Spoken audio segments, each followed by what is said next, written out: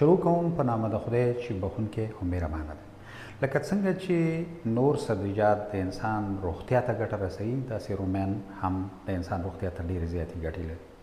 په رومیانو کې مختلف ویټامینونه دي، منرالونه دي او همدارنګه داسې توکي پکې دي چې د انسان روغتیا ته ډېره زیاته ګټه لري. د بېلګې په ډول په رومیانو کې چې د کاروتینوئید او فلاونوئید په نامه توکي دي، کوم چې د سرطان د ناروغۍ مخنیوی کوي.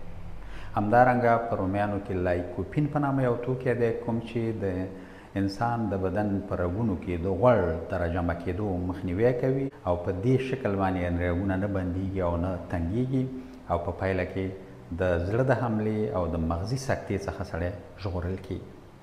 د دې ترڅنګ پکې په رومیانو کې د بلاشټو په نامه یو توکی دی، کوم چې د کولمو او د معدې حرکات زیاتوي او د قبضیت مخه نیسي.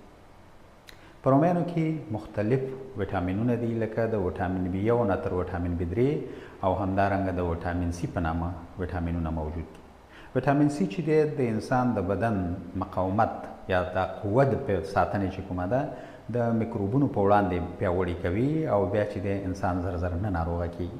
همدارنګه ویټامین B ویټامینونه چې دي دا د ناروغ یا د انسان دغه مغز او ټول عصبي جوړې چې د انسان په بدن کې دي هغه قوي کوي، د انسان حافظه چې دی بیا ښه وي.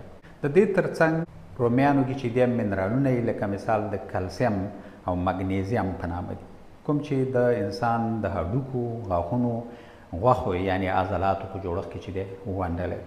فاسفورس پکې دی، کوم چې د هډوکو، غاښونو په جوړښت کې ونډه لري او د دې ترڅنګ د انسان د بدن کې چې دا کومه انرژي جوړیږي په هغه کې هم برخه لري او د انسان د بدن د حجراتو دیوالونه ټول پوښي او د میکروبونو په وړاندې چې د مقاومت زیاتوي او بیا میکروبونه نشي د منځه وړلی.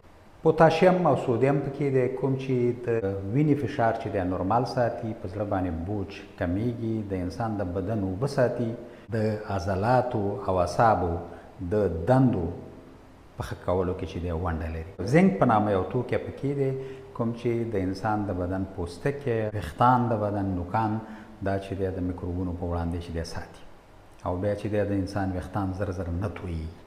د دې ترڅنګ د انسان په بدن کې چې دا کم زهري مواد تولیدېږي دا چې دی د منځه وړي او په دې اساس باندې د انسان د بدن مقاومت چې دی لوړوي. د ورځې چې دی تقریبا د 250 ګرامه رومیانو د خوړلو سپارښتنه شوې ده. د شکر ناروغان د دې نه ښه ګټه پورته کولی شي، ځکه چې وایي چې شکر یا بوره ده وینې چې دی دا نورمال ساتي. د سبزیجاتو په موسم کې د رومیانو څخه هم ډېره ګټه پورته کړئ. یو خوانه خو خپلې روغتیا ته ګټه رسوئ او د بل خوانه د خپل هیواد اقتصاد او خلکو ته ګټه رسوئ.